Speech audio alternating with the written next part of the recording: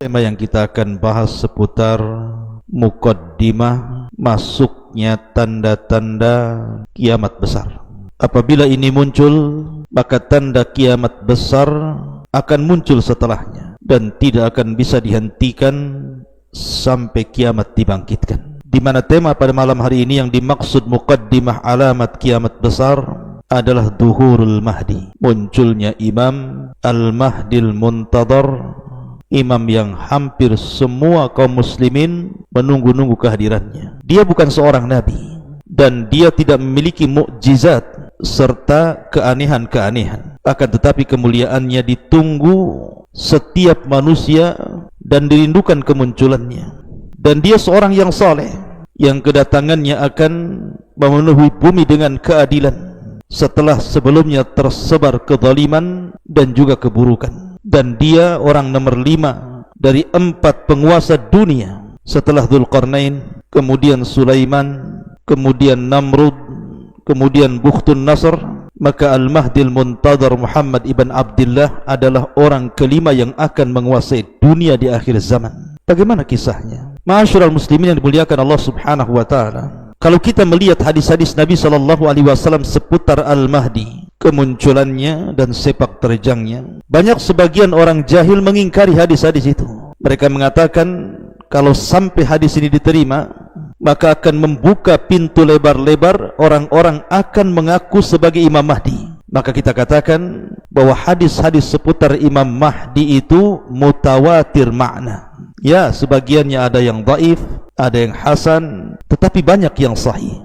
Saking banyaknya sehingga ulama menyebutnya mutawatir makna. Ma'asyiral muslimin yang dimuliakan Allah Azza wa Jalla, tentu Nabi SAW paham bahwa kalau seandainya kabar tentang Al-Mahdi itu datang secara mutlak umum, bisa saja semua orang mengaku Imam Mahdi.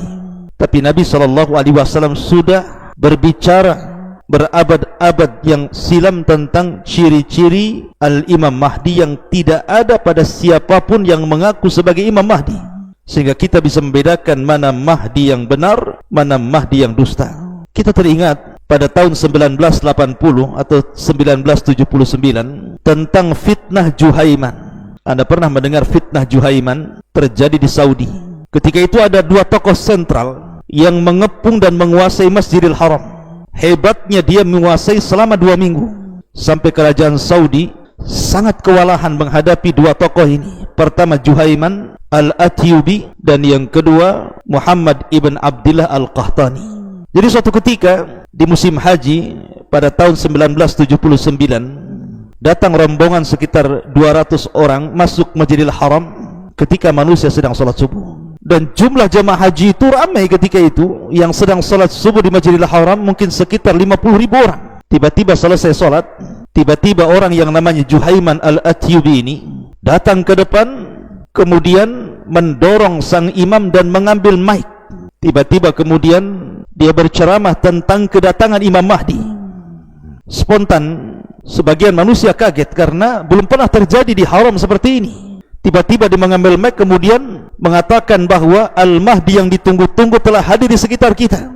Kemudian menyuruh orang-orang yang ada di Masjidil Haram untuk berbaiat kepada Al-Mahdi yang disebut oleh Juhaiman Al-Atyubi ini. Tiba-tiba selang beberapa waktu datanglah Abdullah atau Muhammad ibn Abdullah Al-Qahtani yang dimaksud oleh Juhaiman Al-Atyubi ini. Kata Juhaiman, lihatlah di hadapan kalian ada Al-Mahdi. Ciri-cirinya persis seperti yang disabdakan Nabi SAW. Kemudian dia mengambil tangannya dan berbaiat, disusul dengan para pengikutnya 12 orang ikut berbaiat. Sebagian manusia terdiam, sebagian manusia heran, sebagian manusia bertakbir. Ma'asyiral muslimin yang dimuliakan Allah Azza wa Jalla, tiba-tiba para pengikut Juhaiman ini datang membawa peti ke dalam Masjidil Haram. Rupanya ketika dibuka peti itu isinya senjata semuanya. Maka kemudian para pengikut Juhaiman ini mengambil senjata-senjata itu, kemudian menodongkan kepada orang-orang yang ada di Masjidil Haram kala itu. Kemudian sebagiannya naik ke menara-menara, kemudian menguasai Masjidil Haram. Manusia bingung, ada apa ini? Ma'asyiral muslimin yang dimuliakan Allah Azza wa Jalla, dalam tempo 1 jam Juhaiman dan para pengikutnya bisa menguasai Masjidil Haram. Dan orang-orang yang sudah menempatkan diri di menara-menara untuk menembak siapapun yang menyelisihi Al-Mahdi yang dimaksudkan Juhaiman Muhammad ibn Abdillah Al-Qahtani itu. Ketika sampai kabar ini kepada kerajaan Saudi, kala itu ma'asyiral muslimin yang dimuliakan Allah Subhanahu wa taala, maka kerajaan Saudi kemudian mengutus beberapa polisi untuk mencari kabar ada apa sebenarnya terjadi di Masjidil Haram itu. Kemudian baru saja mobil polisi sampai di pintu Masjidil Haram dan mereka keluar, tiba-tiba mereka ditembaki kemudian mati. Akhirnya kemudian pemerintah Saudi mengambil sikap, meminta fatwa daripada Hay'ah Kibaril Ulama menghadapi situasi seperti ini. Maka keluarlah fatwa dari para ulama bahwa pemerintah membolehkan untuk menyerang balik kepada para teroris yang menguasai Masjidil Haram ini, karena mereka membahayakan nyawa jemaah haji dan sudah membunuh polisi-polisi yang hendak mencari kabar keberadaan mereka. Maka dikirimlah oleh pemerintah Saudi helikopter, pesawat, kemudian mobil-mobil yang bersenjata dan tentara-tentara, dikepungnya Masjidil Haram itu. Kemudian terjadi perang hebat antara pasukan Juhaiman dengan pasukan Saudi ini, sampai akhirnya kemudian banyak bangunan-bangunan yang rusak Masjidil Haram itu karena terdesak, karena dikepung dari atas dan dari bawah. Maka pasukan Juhaiman pun kemudian bersembunyi ke bawah Masjidil Haram, ke lorong-lorong yang ada di Masjidil Haram itu.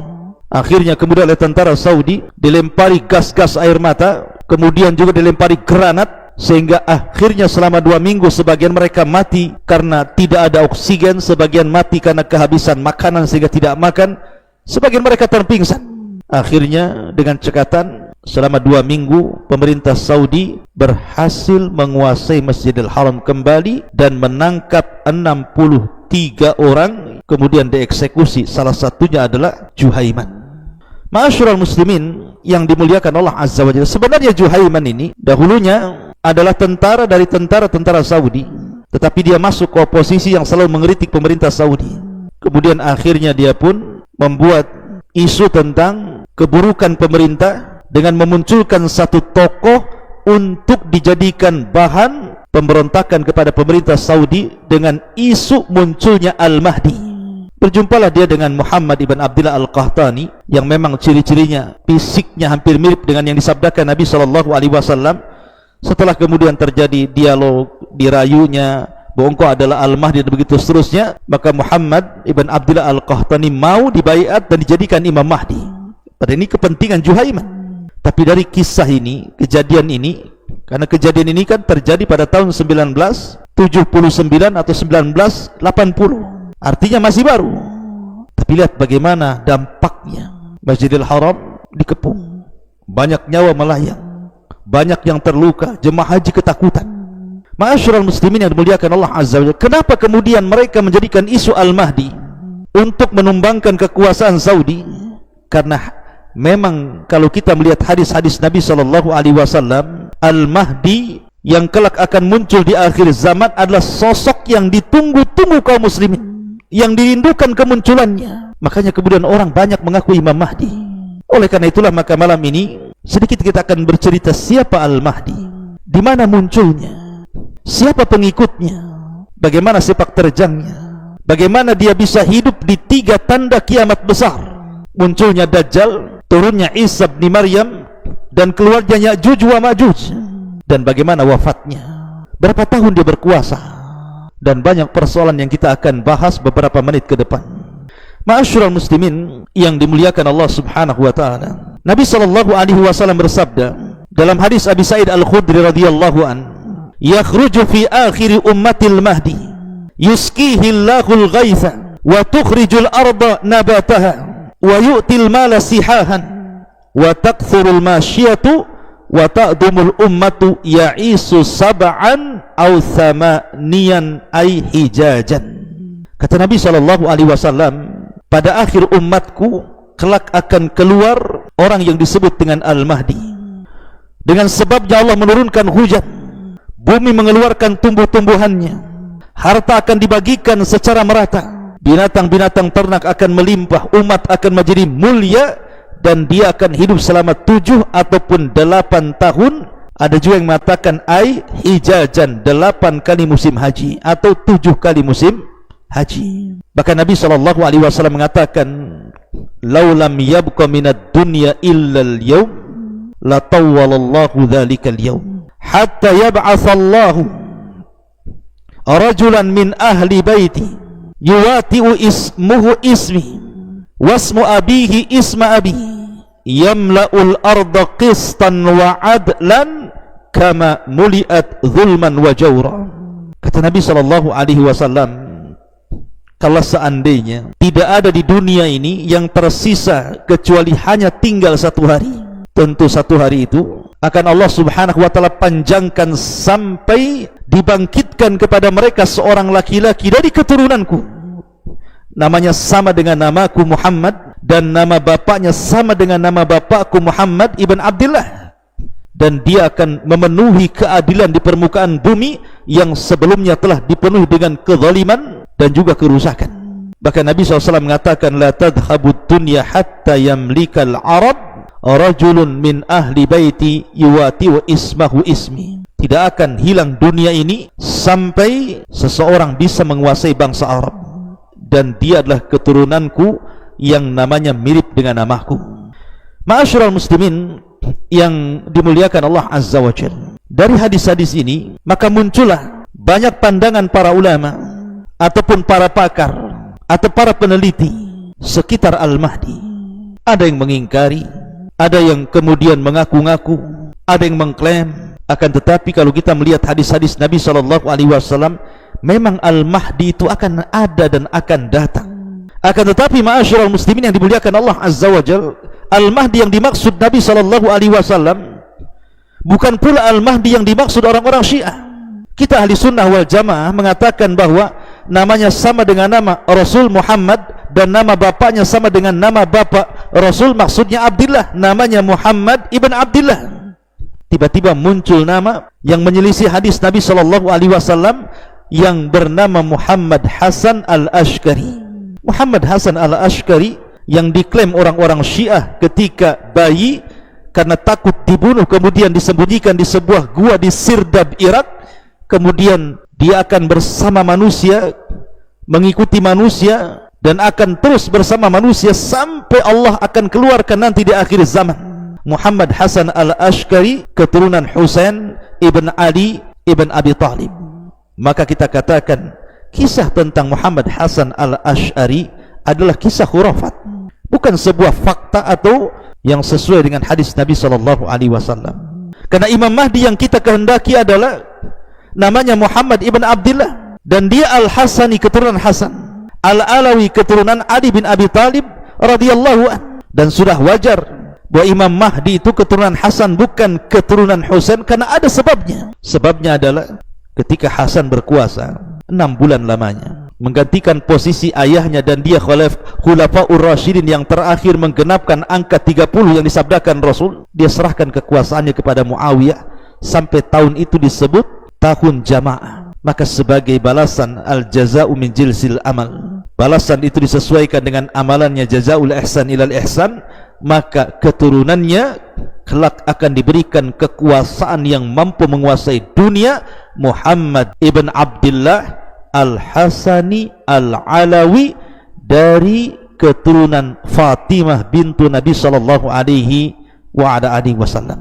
Ma'asyiral muslimin yang dimuliakan Allah Subhanahu wa taala, Nabi sallallahu alaihi wasallam menyebutkan beberapa ciri yang disebutkan ciri fisik Imam Mahdi. Kata Nabi sallallahu alaihi wasallam, al-Mahdi minni ajlal jabha aqnal anf yamla'ul arda qistan wa adlan kama muliat dulman wa jawran yamliku sab'a sinin.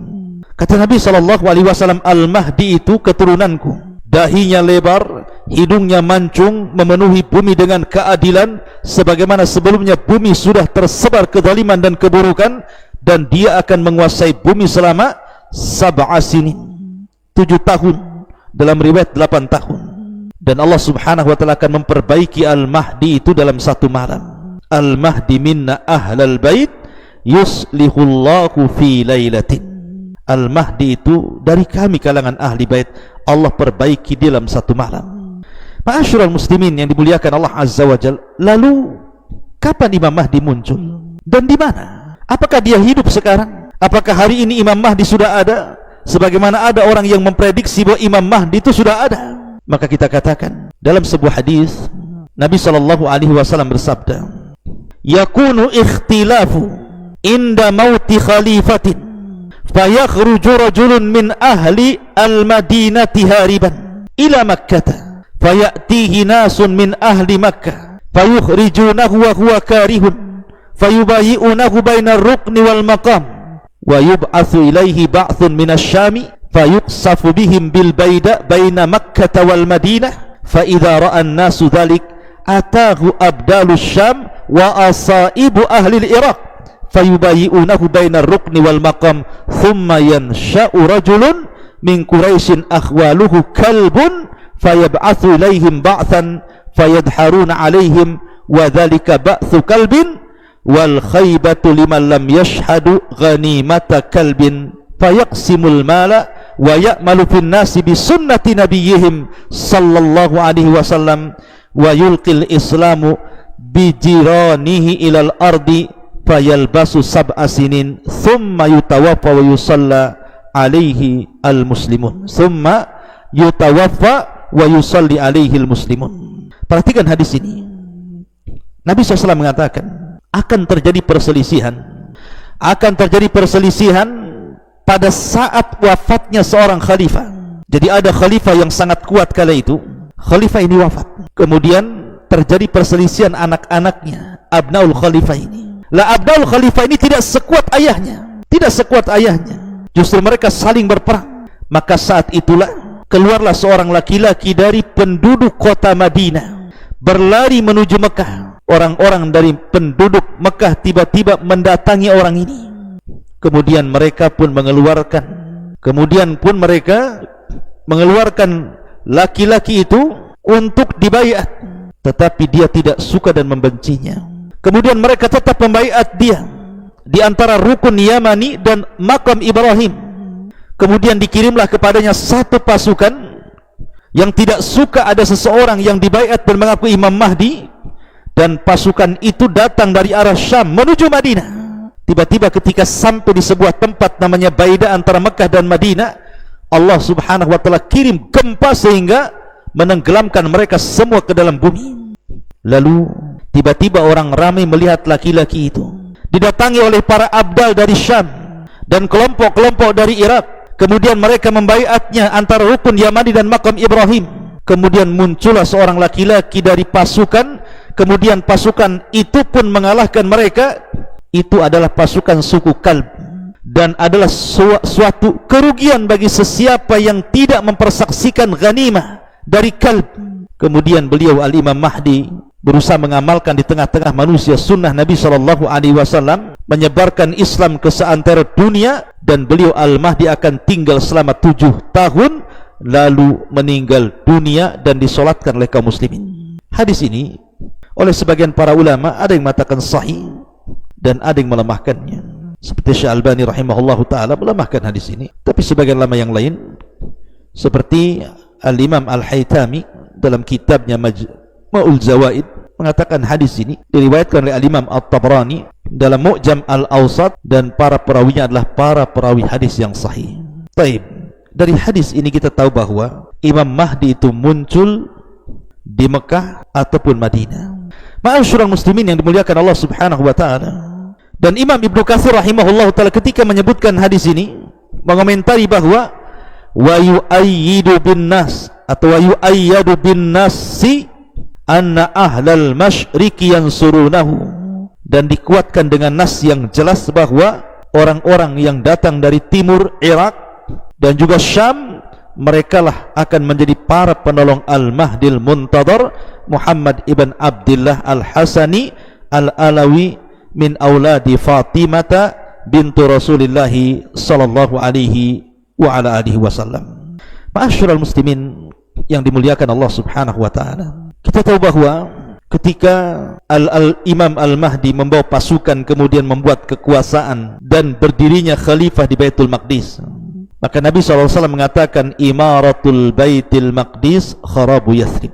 Ketika kekuasaan kaum muslimin tegak di Baitul Maqdis, maka robohlah kota Madinah dan semua akan terpusat di situ. Lah ketika itu maka Imam Al-Mahdi radhiyallahu an akan berusaha untuk memerangi orang-orang Nasrani yang sebelumnya telah terjadi perdamaian untuk memerangi kaum di belakang mereka, tapi kemudian mereka berkhianat dan terjadilah sebuah perang maha dahsyat yang sejarah itu menyebutnya dengan Malhamatul Kubra, perang yang maha dahsyat, dan tidak ada perang yang lebih dahsyat dibandingkan itu. Maka setelah terjadi perang maha dahsyat, akhirnya kemudian kaum muslimin bisa menguasai Konstantinia atau Konstantinopel, bahkan bisa menguasai sampai ke daratan Eropa. Maka mereka pun menyerbu sebuah daerah yang Nabi SAW menyebutnya daerah itu sebagiannya di daratan dan sebagiannya di lautan, dan daerah itu tidak diperangi dengan senjata. Daerah itu tidak diperangi dengan senjata, tetapi diperangi dengan lafaz la ilaha illallah. Subhanallah. Jadi ketika pasukan ini, pasukan Al-Mahdi ini datang ke daerah itu, maka menghancurkan daerah itu tidak perlu dengan senjata, cukup dengan kalimat la ilaha illallah, Allahu Akbar, fayaskutu janibul akhar. Tiba-tiba negara sebelahnya hancur, roboh, gempa, dan juga daerah di sekitar yang lainnya ketika dibacakan la ilaha illallah Allahu Akbar juga hancur. Lah ketika itulah muncul Dajjal. Ma'asyiral muslimin yang dimuliakan Allah Subhanahu wa taala, terjadi silang pendapat tentang masalah apakah Al-Mahdi ini sebelum menyerang Konstantinopel ini menyerang Romawi dulu ataukah menyerang Konstantinopel dulu. Maka dalam hadis Nabi SAW, Nabi SAW ditanya tentang antara dua negara ini. Ya Rasulullah, wahai Nabi SAW, ayyu madinatin tuftah awalan, kota mana yang lebih dahulu akan dibebaskan, apakah Konstantinopel ataukah Rum, bangsa Romawi? Maka Nabi SAW mengatakan Madinah Herakli, yakni Konstantinopel. Jadi Konstantinopel akan jatuh ke tangan kaum muslimin yang sebelumnya dahulu pernah dikuasai oleh Muhammad Al-Fatih, dan nanti di akhir zaman akan dikuasai Al-Mahdi Al-Muntadhar tanpa adanya pertumpahan darah. Cukup dengan lafaz la ilaha illallah Allahu Akbar sudah jatuh negara itu. Ketika itulah maka sarakha sarikh, ada orang yang berteriak bahwa Dajjal telah muncul dan masuk ke rumah-rumah para pasukan yang ada di Syam. Ma'asyiral muslimin yang dimuliakan Allah Azza wa Jalla, dari sini bahwa munculnya Dajjal ada di zaman Imam Mahdi, dan Imam Mahdi inilah yang memuqaddimahi munculnya tanda dari tanda-tanda kiamat besar yang dimulai dengan khuruj ad-Dajjal, keluarnya Dajjal. Ma'asyiral muslimin yang dimuliakan Allah Subhanahu wa taala, dalam sebuah hadis ketika Nabi SAW menjelaskan bagaimana fitnah Dajjal, bahwa Dajjal ini memiliki kekuatan yang luar biasa, bahkan memiliki para pengikut yang luar biasa. Di antara para pengikut Dajjal adalah Yahudi Al-Asfahan. Yahudi Al-Asfahan yang disebutkan oleh para ulama, Yahudi Asfahan atau disebut dengan Yahudi Iran, itu akhtar al-Yahud fil alam, sejahat-jahatnya Yahudi di alam semesta, sebahaya-bahaya Yahudi di dunia itu namanya Yahudi Asfahan. Makanya wajar Nabi SAW langsung membuat nas dalam hadis Nabi SAW bahwa di akhir zaman Dajjal ini akan diikuti oleh 70.000 Yahudi Asfahan, karena mereka Yahudi paling buruk dan Yahudi paling jahat. Lalu kenapa pula kemudian Yahudi ini berkumpul di Iran? Kenapa pula tidak di Israel hari ini? Kenapa kemudian Dajjal harus ke Iran dan bergabung dengan orang-orang Yahudi Asfahan dan menjadi pemimpin mereka? Dan kapan Yahudi sampai ke Iran? Ma'asyiral muslimin yang dimuliakan Allah Azza wa Jalla, ada yang mengatakan bahwa Yahudi masuk Iran itu sudah lama, jauh sebelum penanggalan Masehi ada, di zaman Bukhtun Nasr. Ketika Yahudi menyerang Palestina dan menghancurkan kota sehancur-hancurnya, kemudian membawa orang-orang Yahudi menjadi tawanan ke Babil, Irak. Setelah bertahun-tahun, akhirnya kemudian Babil pun dihancurkan oleh orang-orang Furus, orang-orang Persia. Lah Babil ini akhirnya kalah dan hukumnya kemudian hukum Persia. Lah orang-orang Persia inilah yang kemudian membawa orang-orang Yahudi sampai di Iran, dan sampai hari ini seolah-olah memang Nabi SAW sudah diberikan wahyu oleh Allah Azza wa Jalla. Memang Yahudi akan ada di situ dan akan menjadi para pengikut Dajjal, karena memang sudah ada perkampungan Yahudi di Iran itu. Makanya kenapa antara Syiah dengan Yahudi itu ada erat kaitan, Karena Syiah pun pendirinya adalah seorang Yahudi, Abdullah ibnu Saba. Ma'asyiral muslimin yang dimuliakan Allah Azza wa Jalla. Lah belum lagi kemudian para pengikutnya adalah orang-orang kafir secara umum, kemudian orang-orang munafik, kemudian orang-orang yang wajah mereka bulat seperti orang-orang Tatar, Mongolia dan yang sejenisnya, kemudian orang-orang Arab jahil, kemudian para wanita dan banyak. Nanti kita akan buat tema khusus tentang Atba'ud Dajjal ini.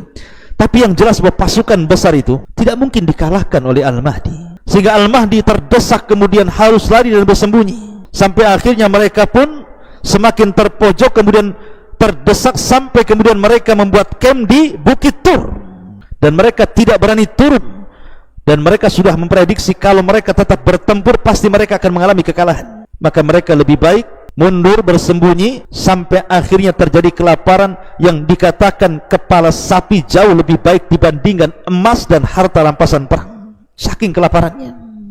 Ma'asyiral muslimin yang dimuliakan Allah Azza wa Jalla. Lah ketika itulah maka Al-Mahdi membuat sebuah keputusan, kalau mereka tetap berada di bukit itu tentu mereka akan mati sia-sia, mereka harus mati dalam posisi syahid.